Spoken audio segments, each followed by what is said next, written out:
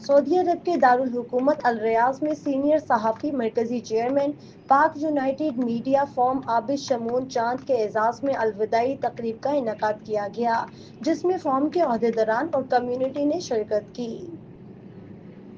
تقریب سے خطاب کرتے ہوئے مہمان خصوصی ملک راشد پرویز ایوان اور انجینئر ارشد محمود تبسم کا کہنا تھا کہ عابد شمون چاند باضابطہ، حق گو اور بے باک صحافت کا علمبردار ہیں۔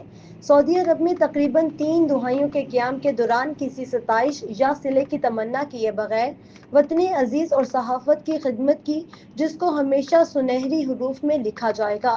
تقریب سے خطاب کرتے ہوئے عابد شمون چاند نے کہا کہ ہمیشہ یہ کوشش رہی ہے کہ قلم کی حرمت کو قائم رکھوں۔ سعودی عرب میں رہ کر بہت کچھ پایا، اچھے دوست ملے اور عزت و احترام ملا، جو میری زندگی کا قیمتی اثاثہ ہے۔ اللہ کا شکر ہے کہ پاکستان خالی ہاتھ نہیں بلکہ دامن میں وہ سبھی کامیابیاں اور پیار سمیٹ کر جا رہا ہوں جو یہاں رہ کر ملا۔ تقریب سے افتخار عباسی، ملک ناظم علی، راجہ نوید الرحمان، ملک عرفان علی اور دیگر نے بھی خطاب کرتے ہوئے عابد شمون چاند کی بے لوث صحافتی خدمات کو سراہتے ہوئے خراج تحسین پیش کیا۔ تقریب کے آخر میں عابد شمون چاند کو صحافتی خدمت پر اعزازی شیلڈ سے بھی نوازا گیا۔